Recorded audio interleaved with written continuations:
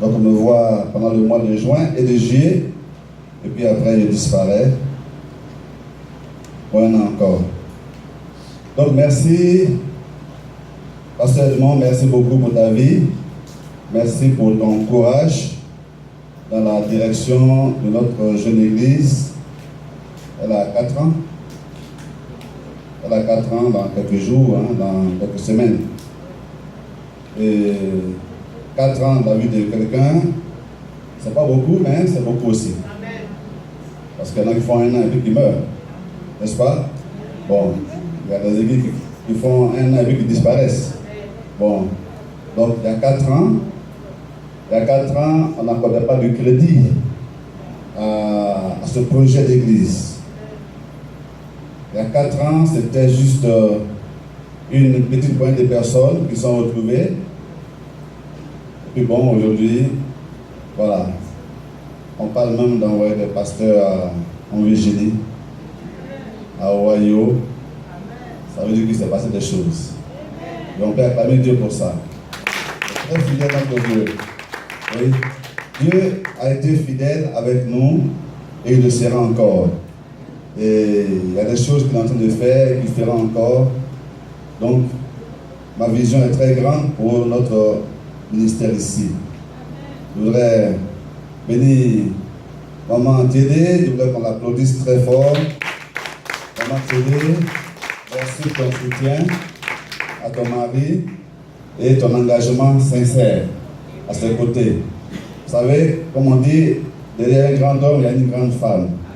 Si un pasteur peut avancer avec succès dans son ministère, c'est parce que sa femme lui permet d'avancer. Si la femme ne lui permet pas d'avancer, il ne peut pas avancer. Donc la vérité. Hein. Oui, oui. Si elle dit, ton ministère, là, je ne suis pas dedans, il ne peut pas avancer. Il n'a qu'à beau avoir un bon talent, être un bon orateur et tout, aimer les gens et tout, mais comme sa femme n'est pas dedans, il est handicapé. Voilà, il est handicapé. Donc le rôle de la femme dans la vie de l'homme de Dieu est très important. Et Maman Sidonie est 100% engagée, je dirais même 200% engagée auprès de son mari. Voilà pourquoi l'œuvre avance. Donc on acclame Maman Sidonie. Merci beaucoup. Merci beaucoup. Sa discrétion, mais son efficacité. Vous savez, c'est pas parce qu'on fait du bruit qu'on est efficace. Hein. Voilà, donc elle est discrète, mais elle est efficace. Donc maman, merci beaucoup. Que Dieu te bénisse. Et puis le pasteur m'a beaucoup parlé de Maman Azani. Il lui a apporté beaucoup d'aide. Maman Azani, merci beaucoup. On s'est vu juste l'année dernière, un peu en flash comme ça, hein. N'est-ce pas? Au cours, je me souviens plus bien, c'était au marais du diacre d'Outouan, hein, à son domicile. C'est là qu'on s'est vu, voilà. En tout cas, merci pour votre expérience que vous apportez au ministère. Merci à tous les anciens, hein, pour votre fidélité. Vous savez, c'est une œuvre qui démarre. Donc, rien n'est parfait. Et c'est normal, on est des hommes imparfaits. Donc, on ne peut pas attendre que nous, on fasse des choses parfaites, alors que nous, on n'est pas parfaits. Voilà. Donc, rien n'est parfait. Mais ce que Dieu regarde, c'est le cœur. Il regarde des cœurs disposés, des cœurs qui veulent travailler, des cœurs qui veulent avancer. Et c'est ce désir dans le cœur-là que Dieu regarde. Et même quand l'extérieur n'est pas parfait, Dieu bénit. Parce qu'il regarde le cœur. Et on a des anciens qui ont un cœur pour le ministère. Ils aiment le ministère. Ils sont là depuis le commencement. On s'est vu en 2009. Et hier, Saint-Kofi m'a rappelé ça avec des détails que j'avais oublié même. Il a rappelé des choses. J'ai dit, mais dis donc, on a de mémoire ici. C'est un ordinateur lui-même. Il est informaticien, mais lui-même, il est ordinateur. Voilà. Donc, merci ancien Kofi, merci ancien Pascal. Merci pour vos progrès. Parce que je vois que vous avez fait des progrès. Depuis 2009, il y a eu beaucoup de progrès. Et je crois que dans 2 ans, 3 ans, 4 ans, dans 10 ans, on aura une église qui a des leaders vraiment assis et qui seront d'une grande importance ici en Amérique. Merci au cours musical qui est en train de se forger son chemin. Merci. Le nombre augmente un peu, hein. Donc bientôt on aura des solistes, on aura des clavistes, on aura des hommes aussi, lead vocal, non? Parce que faut qu'il y ait un peu de mélange, hein? Mais ça vient. Je crois que le groupe a avancé, il faut des progrès. Il y a des progrès à tous les niveaux. Que Dieu soit béni. Merci aux diacres et aux diaconesses. Diacre Noudouin, diaconesse Alou, diaconesse Judith, qui encore? Charlotte, on va t'aller prier pour elle. Que le Seigneur la ramène parmi nous, plein de vitalité. Voilà, merci pour le grand boulot que vous faites à ce niveau-là. Merci. Parce que, grâce à votre participation, les cultes ont toujours lieu. Merci aux argentiers qui gèrent bien et qui font qu'on est toujours là. Oui, parce que ce n'est pas de bons trésoriers, mon cher ami. On revient dimanche matin, non, c'est fermé. Pourquoi? Le loyer n'est pas payé. Mais voilà, on a de bons argentiers qui gèrent bien, dont le loyer est toujours payé. C'était pas évident hein, qu'on a commencé. On est venu ici par la foi. On est venu par la foi. Et voilà, Dieu honore la foi. Merci à mon fils Olivier. Congratulations. Il a pris une très bonne nouvelle le concernant. C'est marié, tout ça. Félicitations. Voilà. Et merci pour le rôle à la tête des hommes.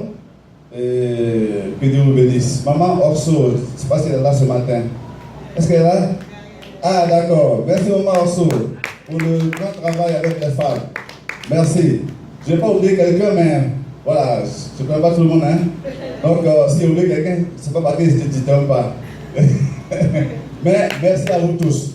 Merci pour avoir relevé le défi du Building Fund que j'ai lancé l'année dernière avant de partir. Vous avez été fidèles à ça. $1000, $1000.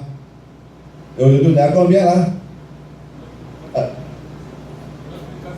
9400$. On fait acclamer Dieu pour ça. Ça, c'est formidable. On n'est pas très loin du but.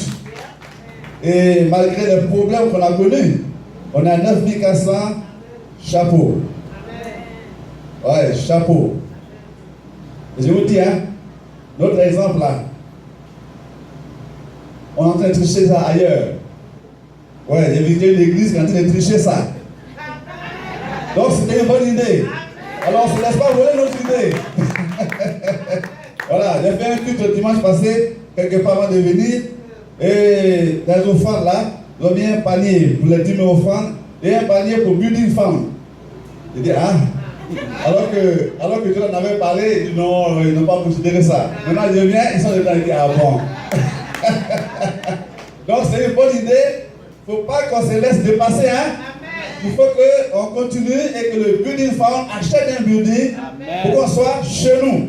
Voilà, parce que, comme le pasteur a dit, nous sommes une église missionnaire. Donc ici, là, ça doit être la base. Alors il faut qu'on achète notre building où on aura nos bureaux, tout. Et c'est là qu'on va former nos futurs missionnaires. Ils vont partir, créer des églises, revenir là pour se ressourcer, repartir et ainsi de suite. Donc on doit avoir notre siège. Et donc dans le Building Fund là, il faut qu'on continue là-dessus. Amen. Voilà. On a eu des problèmes. Bon, mais moi je suis un homme qui aime les problèmes. Donc je suis venu pour vous galvaniser afin de sortir des problèmes. Et qu'on continue encore. Alléluia. Ok, donc Dieu vous bénisse. Merci infiniment. Je suis vraiment très fier de vous. Et je suis reconnaissant envers Dieu pour le travail qu'il est en train de fonder, qu'il est en train de bâtir ici parmi vous. Merci pour les talents qui sont en train d'éclore ici et là. Merci ma petite fille pour tout cet amour pour Dieu, pour la parole de Dieu. On voit qu'on a un grand chantier de formation de disciples à faire. On va le faire. On va le faire pour que d'ici quelques années, on ait des hommes et des femmes qui soient capables de pouvoir transmettre fidèlement la bonne doctrine et que notre église serve de modèle à toutes les églises africaines qui sont en Amérique, qui tournent en rond, parce qu'il n'y a pas de vision. Nous avons une vision. On est une église de Dieu et on veut marcher comme une église de Dieu. Et une église de Dieu véritable est une église missionnaire. Voilà, on ne sera pas là juste des businessmen entre nous. Non, non, on est là pour envoyer des missionnaires, créer des églises, envahir l'Amérique, les 50 États d'Amérique, les occuper, et puis ensuite sortir d'Amérique, envoyer des missionnaires en dehors de l'Amérique. Voilà. Donc, c'est un grand chantier, c'est une grande vision, ça va prendre des années. On doit être attaché à ça, coller à cette vision-là, et ne pas nous laisser distraire. Amen. Ne pas nous laisser distraire par des provocations à gauche et à droite. Ceux qui font des palabres, c'est qu'ils n'ont rien à faire. Mais nous, on est occupés.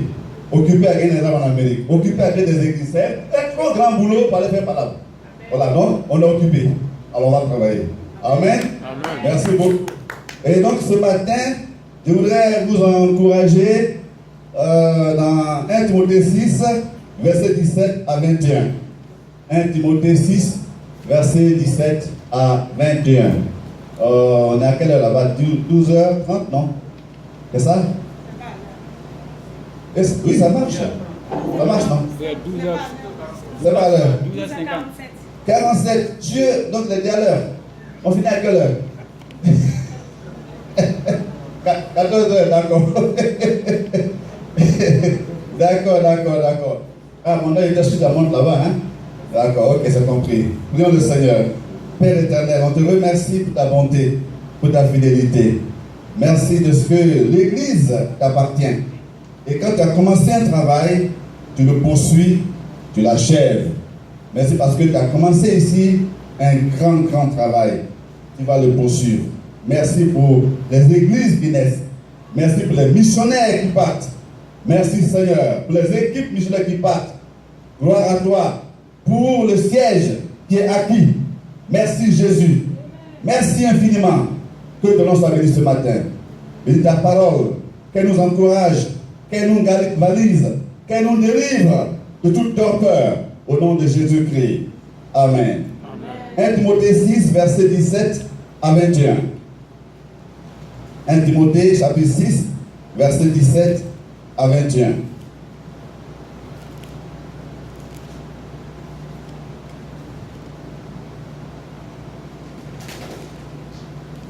T'as trouvé?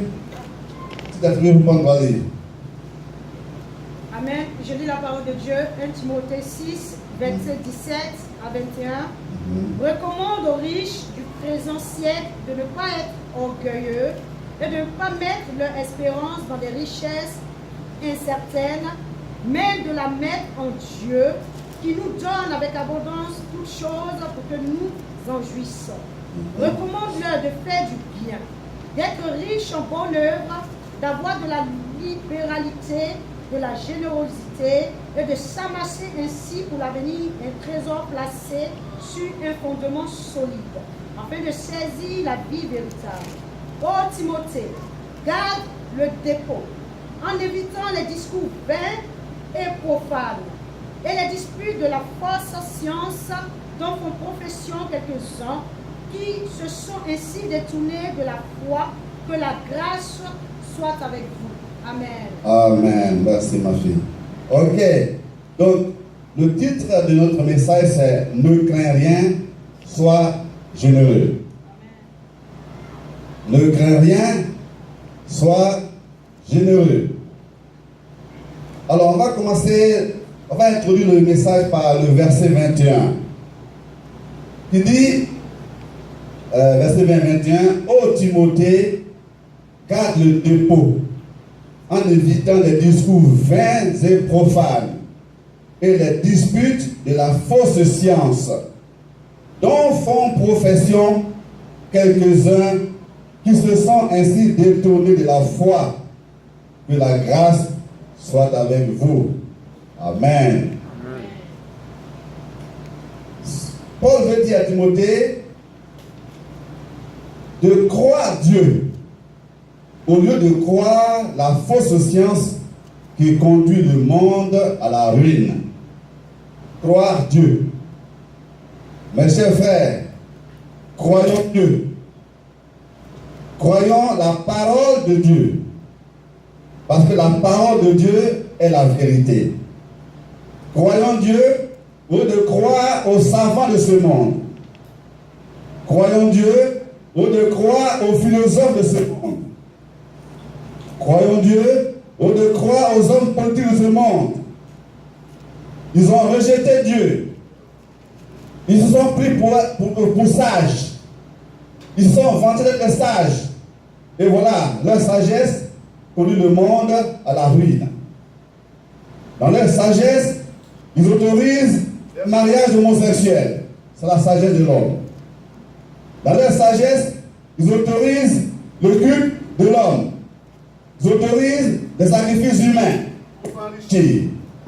Dans leur sagesse, ils autorisent l'immoralité dans tous les sens. Ça, c'est la sagesse de l'homme. Ça conduit le monde à la ruine. Donc, Paul dit, enfants de Dieu, croyez Dieu. Croyez ce que Dieu dit. Et ne croyez pas au raisonnement des hommes. Ne croyez pas à leur logique. Rejetez ce que les hommes vous proposent, mais croyez Dieu. La fausse science, la fausse connaissance dont les gens se vantent, les conduit à la ruine. Croyez Dieu. Donc ce matin, que la Bible que tu as mis là arrive dans ton cœur. C'est la parole de Dieu. Crois chaque mot qu'elle te dit. Crois chaque précepte qu'elle te donne. Crois chaque ordre qu'elle te donne, chaque conseil qu'elle te donne. Crois ça, prends ça à cœur et vis ça. Il sera gardé de beaucoup d'erreurs. Donc, Paul dit à Timothée, son fils dans la foi, ô Timothée, garde le dépôt de la saine doctrine en évitant les discours vains et profanes et les disputes de la fausse science dont font profession quelques-uns qui se sont ainsi détournés de la foi. Quelques exemples de fausses sciences en ce qui concerne ce que les gens disent de l'Église. Aujourd'hui, beaucoup de gens attaquent le fait que dans l'Église, on prélève des dîmes et des offrandes. N'est-ce pas? Beaucoup attaquent ça. Ils trouvent que ce n'est pas normal qu'on donne nos dîmes et nos offrandes. Ils trouvent que cela n'est pas biblique, cela est dépassé. Merci. Allô? Ok. Que cela est dépassé et qu'on n'a plus à faire ça aujourd'hui. Fausse science. Fausse science. Gardons le dépôt.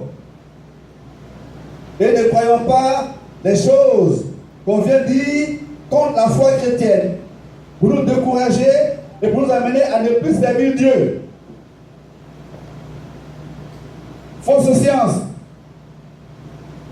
On décourage les chrétiens de vivre dans la chasteté, dans la sainteté, dans la pureté. Quand un jeune homme, une jeune fille marche dans la sainteté, on se moque de lui. Le monde pense que c'est la débauche qui est la bonne vie. Fausse science. Croyons Dieu et marchons avec Dieu. Tout le chaos auquel on assiste aujourd'hui à travers le monde est le résultat de la fausse science. Les gens qui s'explosent et qui tuent les gens. Ils disent qu'ils tuent les gens au nom de Dieu. Fausse science. On enseigne l'égocentrisme, l'égoïsme, la recherche du plaisir charnel ou de promouvoir le royaume de Dieu. Fausse science. Ce matin, chers frères, chères sœurs, croyons Dieu, qui a dit dans sa parole, acte 20, 35, il n'y a plus de bonheur à donner, compléter, qu'à recevoir, merci. Il y a plus de bonheur à donner qu'à recevoir. C'est ça qu'il faut croire. Le monde dit non, il n'y a plus de bonheur à recevoir que de donner. Donc les gens, on les met ouvertes pour recevoir, mais elles sont fermées quand ils essayent de donner. Ça c'est les pensées du monde, c'est la fausse science.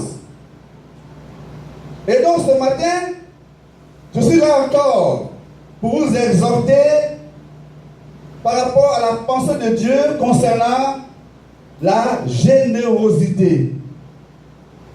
Les chrétiens ont peur de donner parce qu'ils sont influencés par la fausse science. Ils ont peur de donner leurs dîmes, leurs offrandes. Ils ont peur de donner des offrandes spéciales. Ils calculent et ils calculent et ils calculent. Certains, au lieu de parler de dîmes, ils envoient un quart de dîme, moitié dîme, un dixième de la dîme. Pourquoi? Parce qu'ils sont influencés par la fausse science. Ils se disent que s'ils donnent, ils manqueront d'argent pour achever leur mois, pour couvrir toutes les dépenses. Ils ont peur de donner à Dieu. Mais de qui on reçoit tout? C'est pas de Dieu? Et donc, si, alors qu'on n'a pas demandé, il nous a donné, est-ce que c'est quand on en a besoin qu'il ne donnera pas? Voilà, cette attitude-là reflète le manque de connaissance du caractère de Dieu. Donc, ne suivons pas la fausse science. Dieu dit, il y a plus de bonheur à donner qu'à recevoir. Nous, à Maison pour Christ, nous croyons dans le principe de la dîme. Nous y croyons. Pourquoi nous y croyons? Parce que le père de la foi, c'est qui? Abraham. Donc tout à l'heure, notre fille a parlé. Abraham est le père de la foi. Et c'est le premier croyant à avoir donné sa dîme. Dans Genèse 14. Il a été appelé par Dieu dans Genèse 12. Genèse 12, Genèse 13, Genèse 14. Abraham ne donnait pas de dîme. Et pourtant, il était béni. Il était béni avec son neveu Lot. Ils étaient tellement bénis que ils ont dû se séparer à cause de leur abondante richesse. Et puis, un jour, Lot a été enlevé par des pillards. Ils l'ont emporté avec tous ses biens. Et Abraham est allé à sa recherche. Il a combattu, il a vaincu les ennemis, il a récupéré Lot, il est revenu avec beaucoup de biens.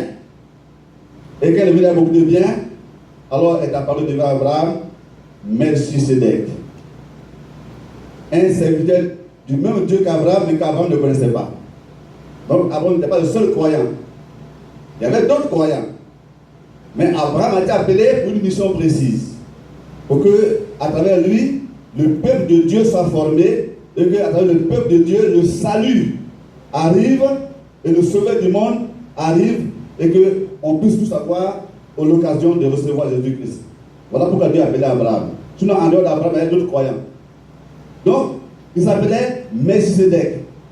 Il était prêtre de Dieu. Et donc, celui qui vient devant Abraham et qui a béni Abraham. Il dit, béni soit Abraham par le Dieu très haut. Et béni soit le Dieu très haut qui a livré des ennemis entre tes mains. Alors, Abraham lui a donné la dîme de tous ses biens. Et c'est là le commencement de la dîme. C'était avant la loi de Moïse. Et c'est là le commencement de la dîme. Et donc Abraham l'a enseigné à Isaac. Et Isaac l'a enseigné à Jacob et à Ésaü. Quand on lit l'histoire de Jacob, pendant qu'il fuyait Ésaü, il dit à l'Éternel, Dieu de mon père, Isaac, je fuis mon frère Ésaü et je vais chez mon oncle Laban. Si tu me bénis là-bas et que tu me ramènes sain et sauf, je te donnerai la dîme de tout. Avec qui il a fait ça? Avec son père. Son père c'est qui? Isaac. Donc si Jacob a entendu parler de la dîme, c'est qu'Isaac vient d'en parler. Vous savez aussi qu'Abraham en a parlé à Isaac. Et donc, depuis Abraham et Melchisedec, la dîme a été pratiquée. Et il a dit que, dans Galates 3, versets 13 à 14, que nous avons été rachetés de la malédiction de la loi, afin d'hériter de la bénédiction d'Abraham. Donc nous sommes, nous, croyants en Jésus-Christ, des enfants d'Abraham. Donc, de même que Isaac a payé la dîme, Jacob a payé la dîme, et tout Israël a payé la dîme, nous aussi nous sommes enfants d'Abraham, c'est pourquoi nous payons notre dîme. Alléluia. Parce que la dîme, depuis l'éternité, a été mise à part par Dieu. Elle appartient à Dieu. Elle appartient à Dieu.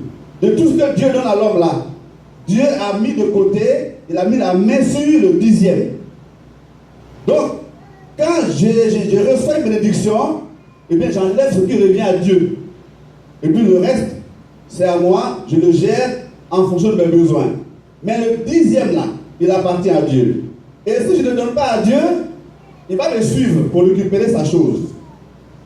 Il va me suivre. Parce que ça lui appartient. Si je ne donne pas, c'est un crédit. Il va me suivre pour prendre ça. Et comment il va prendre ça? Il a des moyens pour prendre. Hein? Il a des moyens pour prendre. Dans Agé et dans Malachie, le peuple d'Israël ne voulait pas donner sa dîme.